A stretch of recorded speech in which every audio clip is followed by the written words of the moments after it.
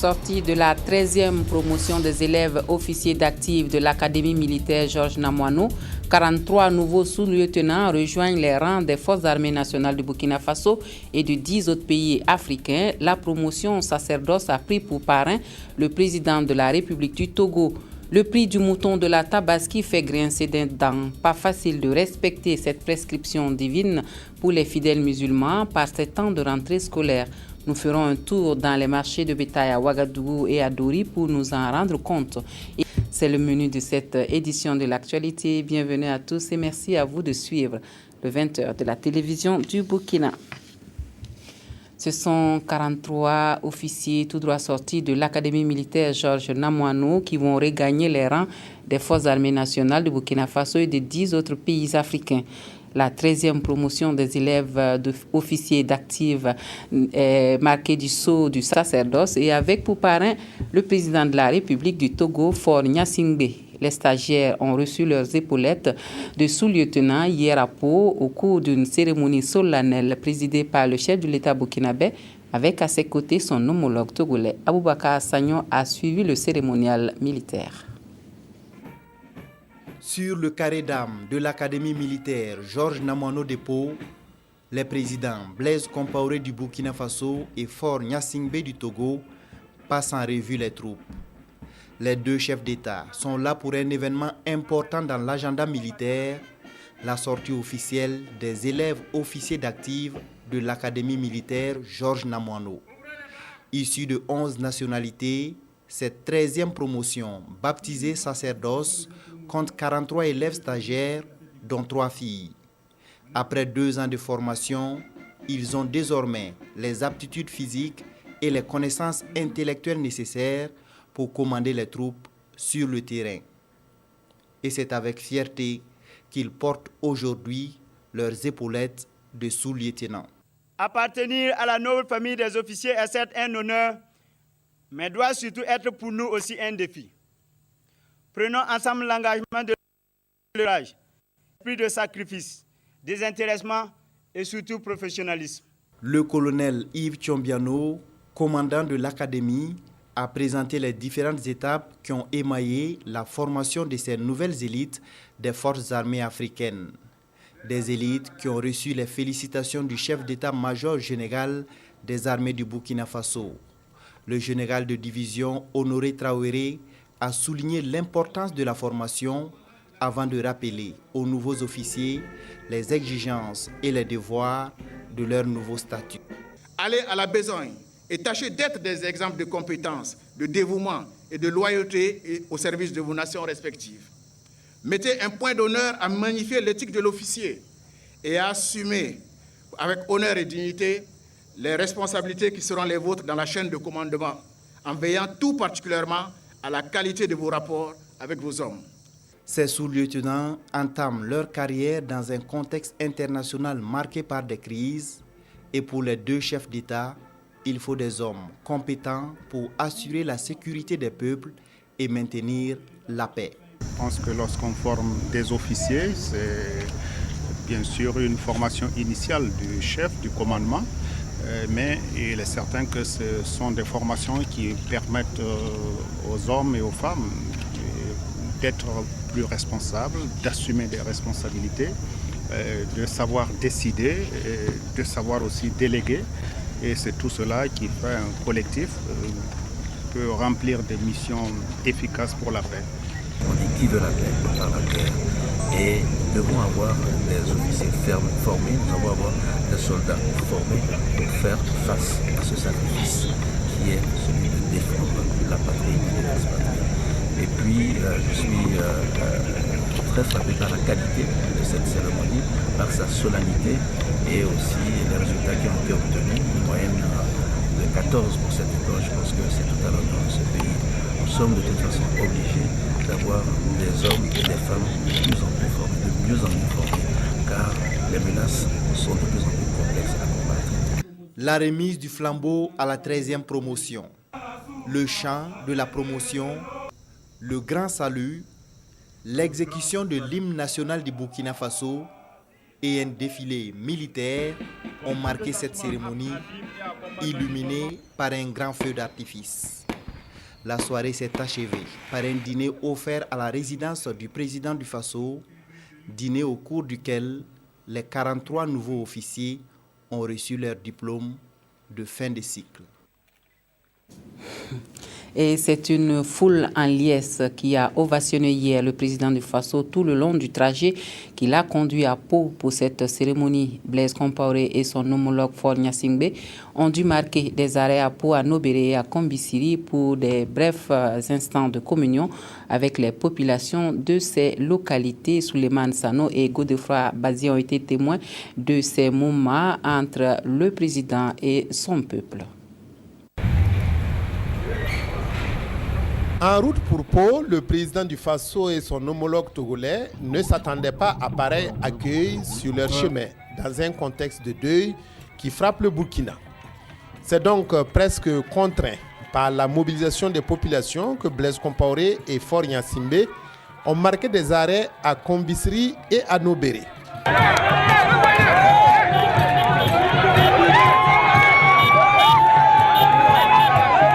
Brèves escales pour saluer les autorités coutumières et politiques dans une ambiance survoltée des habitants de ces localités qui ont témoigné leur reconnaissance et leur gratitude au président du Faso.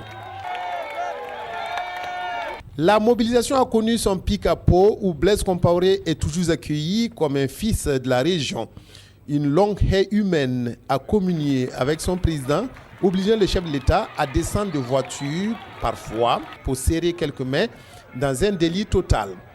Cette nouvelle occasion a permis aux populations et à leur président de se parler à demi-mot, d'échanger des regards et d'envisager l'avenir avec sérénité. De l'Union pour le progrès et le changement, eux manifestent le désir de mieux comprendre le rôle et la place de l'armée dans le développement démocratique du Burkina Faso. Les deuxièmes journées de réflexion de l'année des élus nationaux de ce parti de l'opposition donnent le prétexte pour formuler des recommandations. L'ambition qui s'affiche à la fin de ces journées à Tenkodogo, c'est d'aller à la rencontre de la Grande Muette, Sougrenoma Ibrahim Digma. Le parti du Lion rugit dans le Zungurantenga. Pour leur deuxième journée parlementaire de l'année 2014, les députés du groupe parlementaire de l'UPC, l'Union pour le progrès et le changement, se retrouvent à Tenkodogo dans la région du Centre-Est. Les échanges se font autour des mots-clés comme la démocratie et l'armée. Mais avant, hommage est rendu à leur collègue disparu la veille, le député Ama Arba Diallo. Ces deuxièmes journées parlementaires de l'année 2014 marquent l'occasion pour nous, parlementaires UPC, d'induire en ces lieux une discussion autour du thème « La place et le rôle de l'armée dans le développement démocratique du Burkina Faso ». Institution utile et essentielle, appelée la Grande Muette, l'armée n'en demeure pas moins un maillon très important pour un État qui se veut démocratique. Le thème central de ces journées parlementaires est éclaté en deux sous-thèmes animés respectivement par le colonel magistrat Jean-Pierre Bayala, ancien directeur de la justice militaire, et le professeur Augustin Loada, enseignant à l'université de Ouagadougou.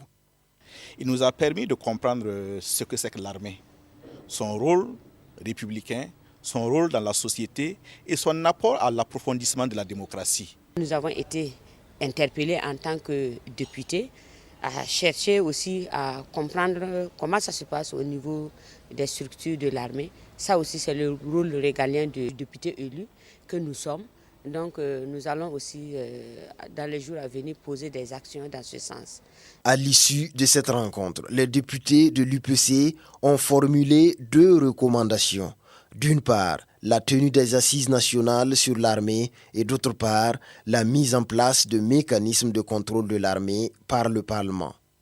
Un peu plus tôt dans la matinée, avant le début même de leurs travaux, ces élus nationaux ont rendu une visite de courtoisie au Nabasaga, Dima de Zungurantenga, roi de Tenkodogo.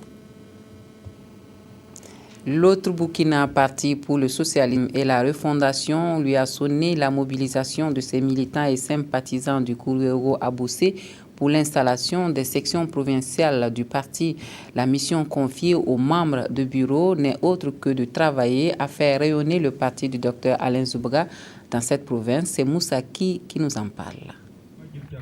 Acte de responsabilisation à Boussy, écharpe au cou.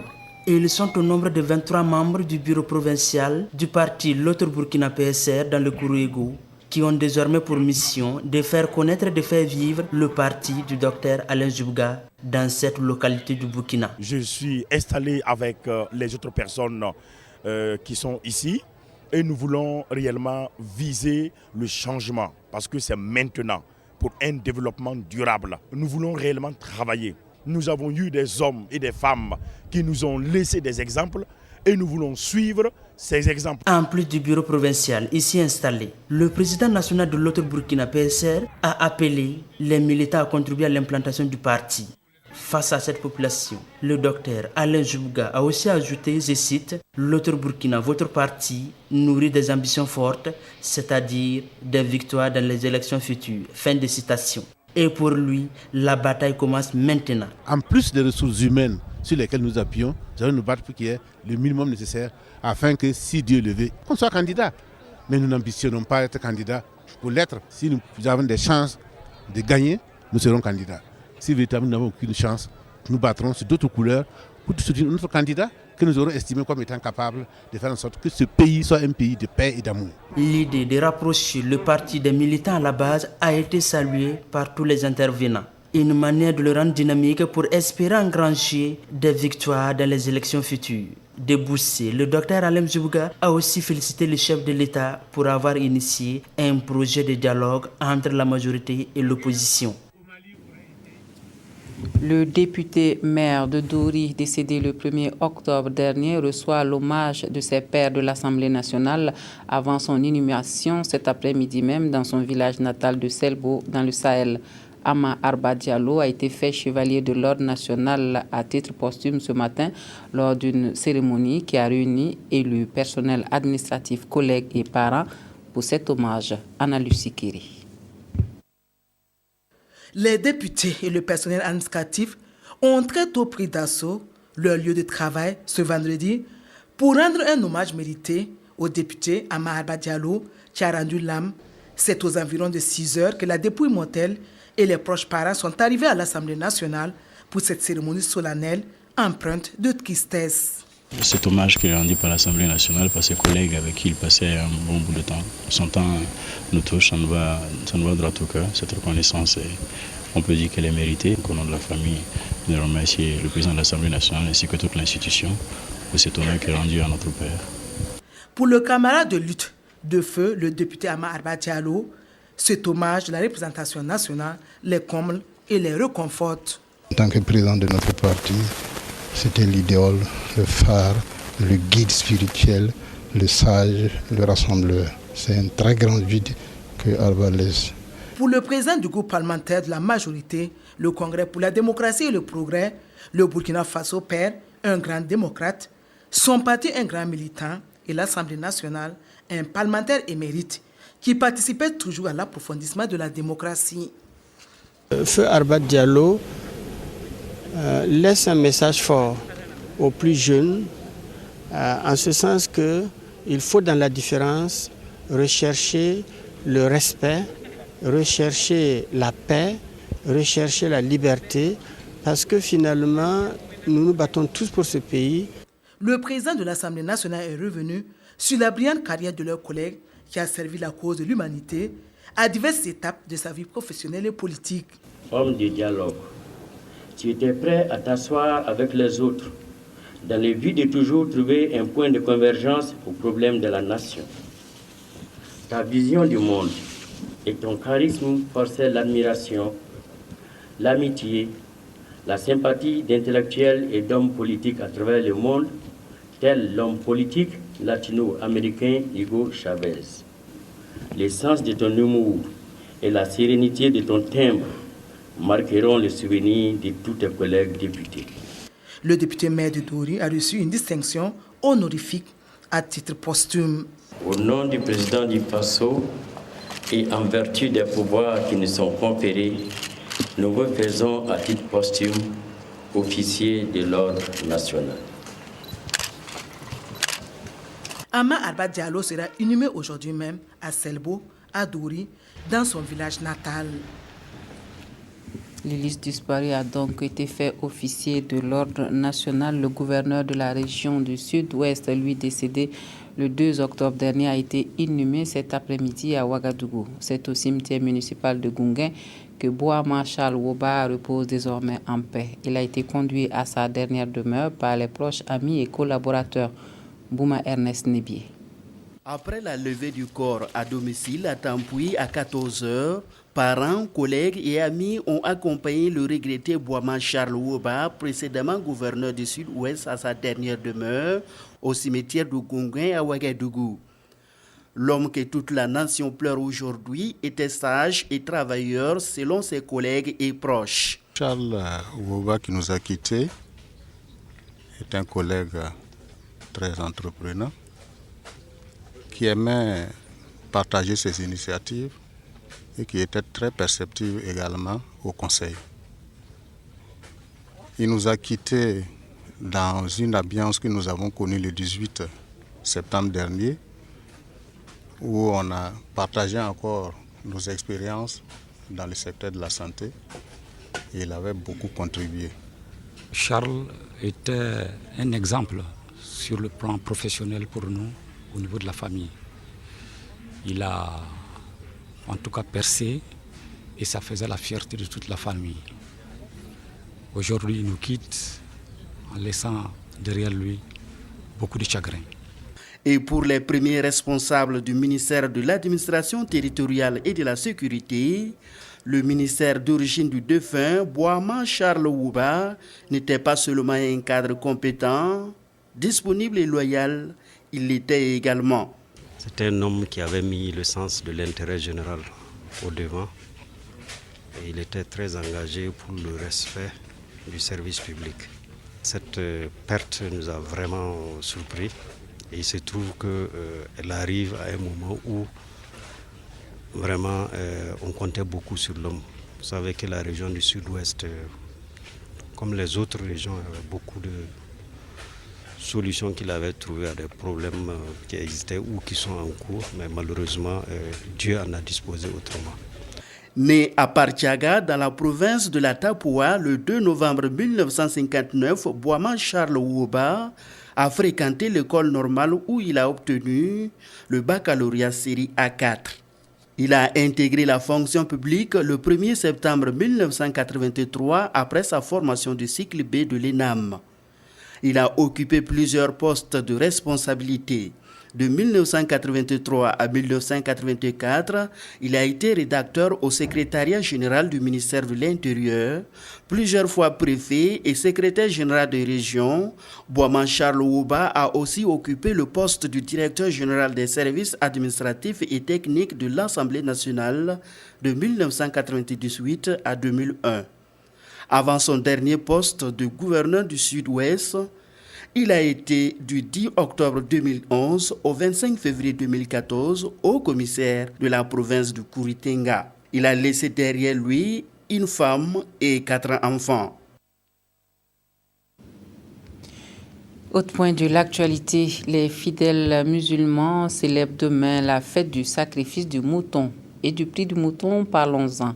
À Ouagadougou, il faut débourser entre 35 000 et 350 000 francs CFA pour avoir un mouton, des prix qui donnent le vertige à bon nombre de musulmans. Il faut dire que la rentrée scolaire n'est pas pour arranger les choses. On fait grise mine dans les marchés de bétail et les différents points de vente. Mais quand il faut y aller, il faut y aller. Le constat avec Moumouni Soubega. À quelques heures de la célébration de l'Aïd El-Kébir ou la fête du mouton, c'est la bousculade dans les lieux de vente des moutons. Dans plusieurs quartiers de la ville, comme ici, à Tanguin, aux abords des voies publiques et au marché communal, les vendeurs proposent les animaux de tous les prix. Mes moutons, les prix ne sont pas très chers. Je peux vendre ça à 60, ça je peux vendre à 70, ça je peux vendre à 55, et ça aussi 55. Ça aussi c'est 55. Un coût que les uns trouvent élevé, mais les autres n'hésitent pas à mettre la main à la pâte au nom de la foi. C'est Dieu qui a recommandé. Je vois que c'est un peu cher, mais c'est ça. Je fais ça et pour Dieu. C'est juste pour pouvoir m'approcher de Dieu, quoi. Bon, je trouve que le prix c'est un peu cher. Ces motos-là, on m'a proposé ça à 65 000 francs, lui-là. Et puis lui-là, on m'a proposé à 67 500. Même pas. Dans le marché, moi, j'ai trouvé à 150 000 francs. Bon, plus de 150 000 francs aussi, il y en a là-bas. À Kilouin, à la sortie nord de Ouagadougou, c'est la même ambiance qui y règne. La seule différence, c'est le prix. Ici, les animaux sont jugés plus accessibles. Ils vont de 35 à 250 000 francs CFA et certains se permettent d'en acheter en quantité. Je paye à 120, 120. Oui, les deux à 240. C'est un peu abordable par rapport à l'année prochaine. Comme les rateaux aussi, c'est ça aussi, sinon ça va un peu. Contrairement au marché précédent, l'affluence est moindre ici à Sissin. Et pour cause, les coûts sont jugés exorbitants. Ce mouton, je l'ai acheté à 42 500 francs. Franchement, je trouve que les prix des moutons sont beaucoup trop élevés. Oui, je pense que les prix sont beaucoup trop élevés, surtout par rapport à cette période où il y a la rentrée scolaire. Je pense que les prix sont quand même élevés. Oui. Pour s'acheter un mouton, il faut débourser entre 40 et 350 000 francs CFA et c'est cet animal le plus cher du jour. D'hier à aujourd'hui, cet homme dit avoir vendu une trentaine d'animaux. Du coup, ces vendeurs se frottent ainsi les mains à chaque tabaski, car bien que le sacrifice du mouton ne soit pas obligatoire, nombreux sont les musulmans burkinabés à l'accomplir. Et on serait tenté de croire qu'au Sahel, le mouton est plus abordable et les clients n'hésitent pas à faire le déplacement de la localité pour s'en procurer. Mais qu'en est-il exactement? Faisons un tour au marché de Dori pour nous faire une idée du prix du mouton dans cette zone où l'élevage demeure. Le maître mot, c'est Bernard Diasso qui nous y conduit. 175 000 francs CFA, c'est le prix à payer pour avoir ce mouton. Dernier jour pour des fidèles de s'acheter leur mouton pour la tabaski. Après observation de la bête, on discute de son prix et on procède à son achat. Dans l'ensemble, les prix sont abordables. Le prix est bon. J'ai payé mon mouton à 27 500. Vraiment, ça va parce que les prix sont abordables. D'autant plus que nous ne sommes pas venus à temps. C'est le dernier jour. Donc il faut payer. Donc, si on avait payé à temps élevé nous-mêmes, on n'est pas venu au marché.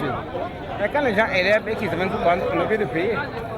Les moutons qui étaient proposés à 75, 80, 85 000 hier, à cette heure-là, on se retrouve à 135. On se tourne jusqu'à 80 000, je trouve que c'est très bon. Et il me faut deux. Selon des vendeurs, les prix dépendent de plusieurs facteurs, dont le pélage, la santé et la condition physique du mouton.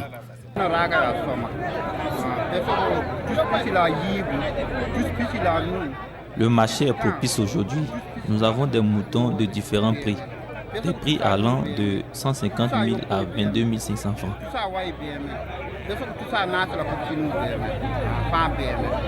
Pour des fidèles, cette fête est l'une des plus importantes de l'islam et le non-respect du sacrifice pour qui le peut équivaut à faire un péché.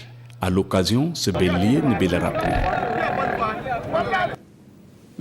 Voilà, et puis une nouvelle qui soulage les populations de Koubri. On annonce que la route d'Idri-Pélé sera bientôt reconstruite pour le plus grand bonheur des usagers de ce tronçon. Les exploitants agricoles en premier, 400 millions de francs CFA sont mobilisés pour les travaux qui ont été lancés en présence de Estelle Judith Assogba.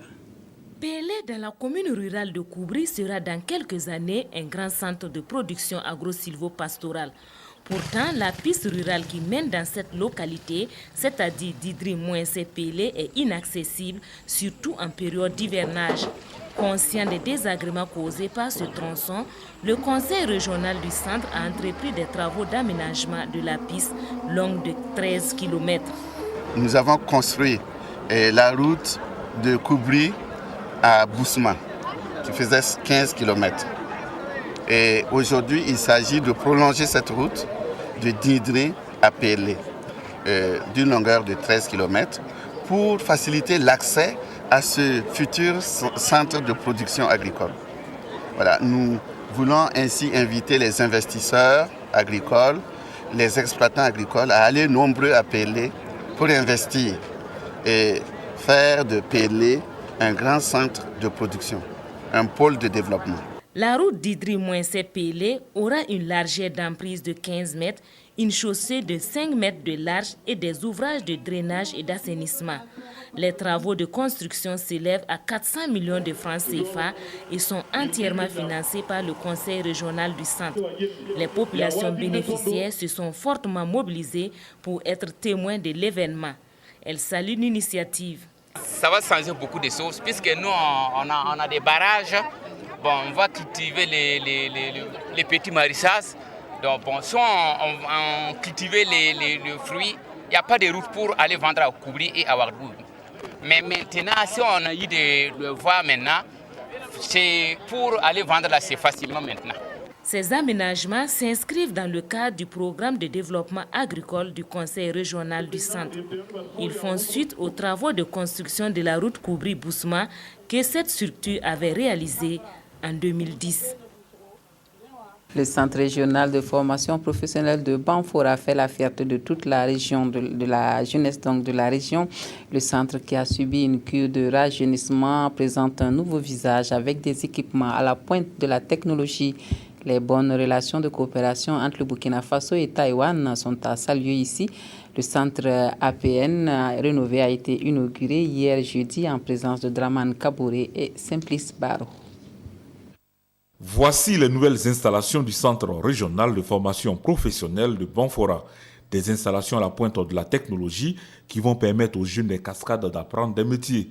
Pour cela, la République de Chine-Taïwan a débloqué la somme d'environ 600 millions de francs CFA au profit du programme de renforcement de la formation professionnelle. On va former des techniciens bien qualifiés qui peuvent répondre aux besoins du marché, pas seulement burkinabé, mais aussi de la sous-région, ou bien pourquoi pas le marché d'emploi au Moyen-Orient et pourquoi pas à Taïwan. Donc c'est aussi le but de notre projet. On voudrait former des techniciens burkinabés assez qualifiés. L'ouverture de ce centre de formation professionnelle constitue un cadre approprié pour l'absorption et la qualification de la main-d'œuvre locale dans les cascades. Pour la directrice générale de l'ANPE, ce joyau qui regroupe les filières comme la mécanique automobile, l'électricité bâtiment, la menuiserie bois, la métallurgie métallique et la couture facilitera l'employabilité des jeunes, mais surtout leur insertion socio-professionnelle. Par les formations professionnelles, l'ANPE entend faire la promotion de l'emploi indépendant. Parce que nous pensons qu'il n'y a que par là que les jeunes pourront s'insérer et il n'y a que par là que nous pouvons lutter efficacement contre le chômage. Selon le ministre de tutelle, la réalisation de cette infrastructure traduit toute la volonté du gouvernement burkinabé et ses partenaires de doter le pays d'expertise qualifiée et disponible dans tous les corps de métier. Le gouvernement est activement engagé dans la mise en œuvre de sa politique en matière de formation professionnelle et surtout de généralisation, c'est-à-dire dans le sens non seulement d'accroître l'offre en matière de formation professionnelle, mais surtout aussi d'en améliorer la qualité. À noter que chaque jeune apprenant en fin de formation bénéficiera des financements du Fonds d'appui aux initiatives des jeunes pour son insertion socio-professionnelle. 5 élèves en fin de formation ont reçu chacun un kit d'installation d'atelier, des signatures de convention, une visite des nouveaux équipements, une plantation d'arbres ont mis fin à la cérémonie. Un centre de l'ANPE flambant neuf pour les cascades. La société civile s'organise pour mieux défendre les intérêts des populations à la base. Les organisations de la société civile se déploient dans les collectivités décentralisées pour s'impliquer davantage dans la gestion des affaires publiques. Les présidents des conseils d'arrondissement sont installés, de même que le président du conseil régional des OSC du centre, Yolande Lompo. Le processus de décentralisation incombe à tous les acteurs et les organisations de la société civile ne sont pas en reste. Et pour mieux accompagner les collectivités territoriales à promouvoir une démocratie citoyenne, les 12 présidents des conseils d'arrondissement des OSC de la ville de Ouagadougou et le président du conseil régional des OSC du centre ont été installés. Une organisation de ce genre nous permet de rationaliser et d'agir de façon efficiente quant à la société civile dans son action pour la décentralisation. Les défis qui les attendent sont nombreux et afin de permettre aux OSC de jouer pleinement leur rôle, les présidents des conseils de communes rurales de Konki-Ipala, Koubri, Pabré, Samba, Tangen-Dassouri et de Komsilga ont été également investis. À travers cette mise en place, ça nous permet d'avoir une représentativité de tous ces acteurs non étatiques qui travaillent aux côtés des collectivités, mais qui travaillent aussi aux côtés de l'État dans le quotidien, mais qui œuvrent aussi à mettre en place et à réaliser les programmes locaux de développement. Dès cette rentrée académique, certains d'entre eux pourront se former grâce à l'octroi d'une dizaine de bourses d'une valeur de 3 250 000 francs CFA. Nous avons octroyé ces bourses-là en vue de permettre aux premiers responsables de ces associations et ONG d'avoir des outils nécessaires pour la mise en œuvre des stratégies qu'ils viendront à adopter. Avec leurs équipes, les présidents des conseils d'arrondissement et de communes ont jusqu'en 2017 pour faire leurs preuves. L'Association pour l'assistance des personnes victimes ou affectées par un accident de la circulation est en quête d'un statut juridique. Les textes et le règlement intérieur élaborés ont été présentés aux membres de l'association lors d'une assemblée générale qui a donné lieu à un bilan des activités menées dans le cadre de la sensibilisation sur la sécurité routière. C'est Sylvestre Da.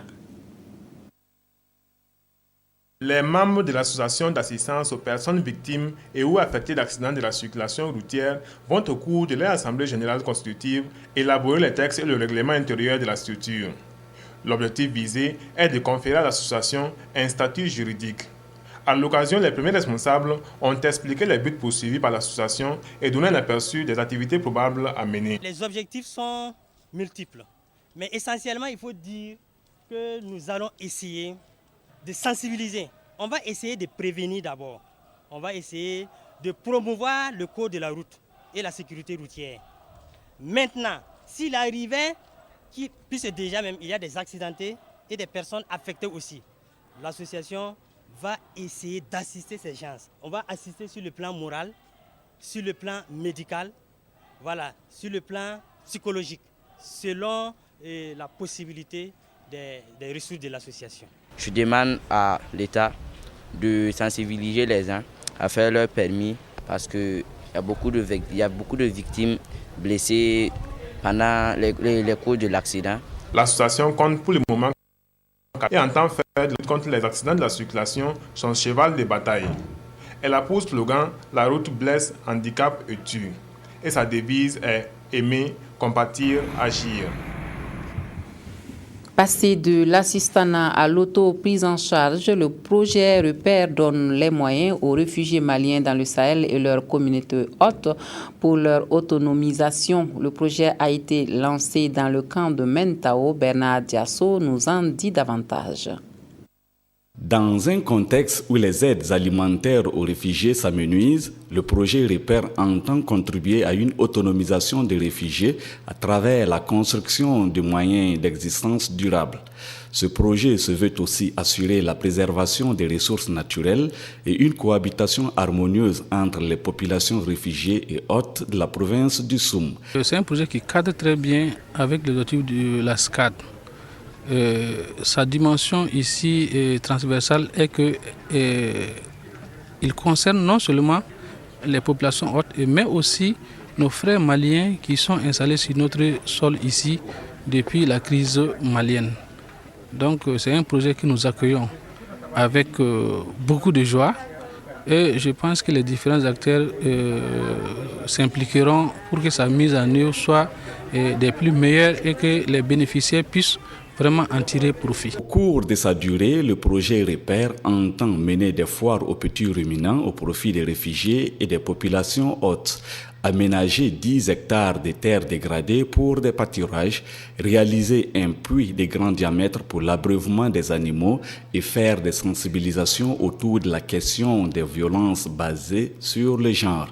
Et le CADES travaille avec le CRS Burkina et c'est dans ce sens que le CADES sont partenaires pour exécuter ce nouveau projet Repère qui concerne les réfugiés et les communautés hôtes pour leur permettre un plus-être ayant constaté la vulnérabilité des populations, il est important d'aider à partir de ce projet, de les aider vraiment de se développer, les aider à mieux être. Le projet va durer 1 an, c'est à partir d'aujourd'hui jusqu'à fin juillet 2015 et le montant global est $400,000, à peu près 205 millions CFA.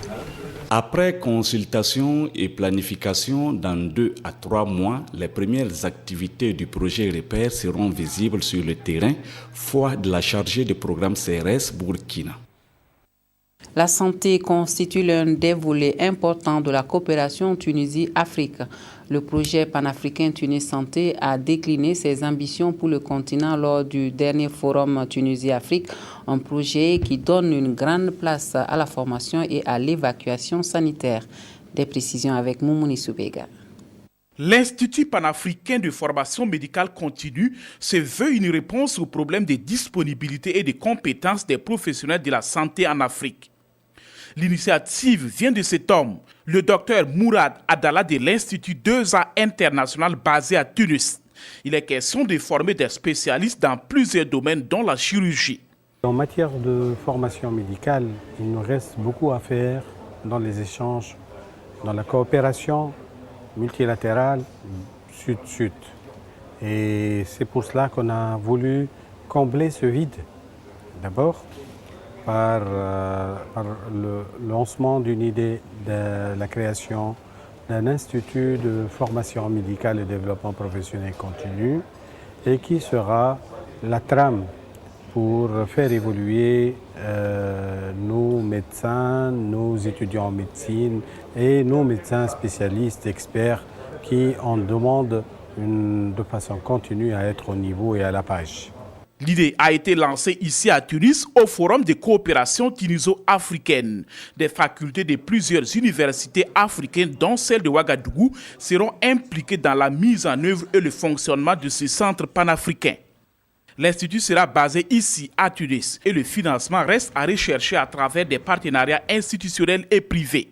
Au cœur de Tunis, un autre projet sanitaire est sur le point de se concrétiser. C'est cette clinique portée par le secteur privé à hauteur de plusieurs milliards d'euros. Un hôpital ultramoderne qui devra faciliter les évacuations sanitaires au sein du continent selon les promoteurs. Avec tous ces projets, c'est une nouvelle ère qui s'ouvre dans la coopération entre la Tunisie et le reste du continent. Ces initiatives sont accueillies à bras ouverts par des praticiens de santé de la sous-région et bien d'autres participants au forum. Ils nourrissent l'espoir que la mise en œuvre de ces projets va contribuer à réduire le coût de la santé en Afrique.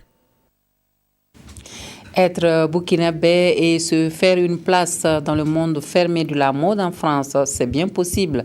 Georges de Baziri, lui, a relevé le pari depuis 30 ans.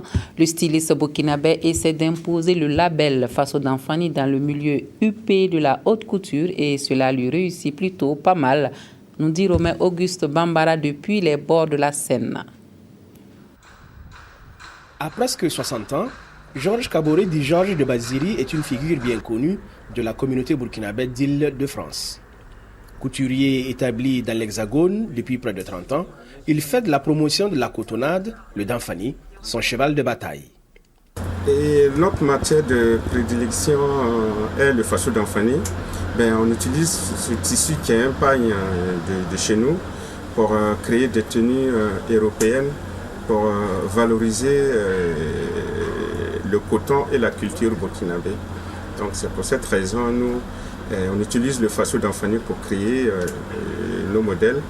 Et puis aussi on fait un mixage aussi entre le Faso Damphani et le pine wax pour associer ces deux tissus pour attirer la clientèle africaine aussi. On n'est pas ciblé que la clientèle du Burkina. Donc on mixe le pine wax et le Damphani pour essayer de cibler toute la communauté africaine à Paris. Le milieu de la mode, du stylisme et de la haute couture est un milieu difficile à pénétrer, du moins en France. Pour se faire un nom et une place, c'est la croix et la bannière. La mode africaine se porte bien, pas aussi comme, parce qu'ici il y a trop de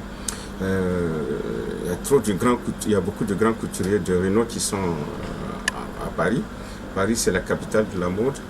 Et nous, en tant qu'Africains, on essaie de créer des modèles différents à ce qu'eux, ils font pour pouvoir attirer la clientèle européenne. Parce que si on reste derrière leur création, on n'aura pas la clientèle. Pour s'exprimer, Georges de Baziri déploie un trésor d'initiatives et de disponibilité. Événements de la communauté burkinabé, divers défilés de mode, Georges est partout où il peut avoir de la visibilité, comme ici, dans le cadre de la mairie du 20e arrondissement de Paris. De wax, mélange de tissage. Voilà, jupe courte, donc on a des modèles très contemporains, très féminins, qui changent des pagnes traditionnelles qui sont d'habitude confectionnées à partir de ce tissage. Les mannequins ne sont pas des professionnels, elles sont amatrices, le public non plus. Mais déjà, c'est cela de gagner que de participer à des événements. Je trouve que tout est très agréable, les tissus sont très beaux et ça nous a fait à toutes, je crois qu'on peut le dire toutes, ça nous a fait très plaisir. On est amateurs, mais la mode africaine revient sur le devant de la scène et pouvoir exposer ces superbes créations, c'était un moment très agréable. Loin du pays, mais portant son façon natale dans le cœur, Georges de Baziri est un porte-drapeau qui mérite d'être soutenu. Sa marque, GX226, les Burkinabés devraient l'adopter. Au fait, que signifie GX226?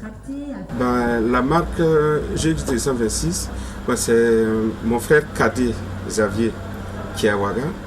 Et ensemble, on a créé la marque GX226, G pour Georges, X pour Xavier, et le 226 qui est l'indicatif téléphonique du Burkina pour nous identifier en tant que Burkinabé. Voilà pour l'actualité dans cette édition. Merci à vous de nous avoir reçus chez vous. Excellente soirée à tous et à toutes et une très bonne fête de la Tabaski à tous les fidèles musulmans pour demain.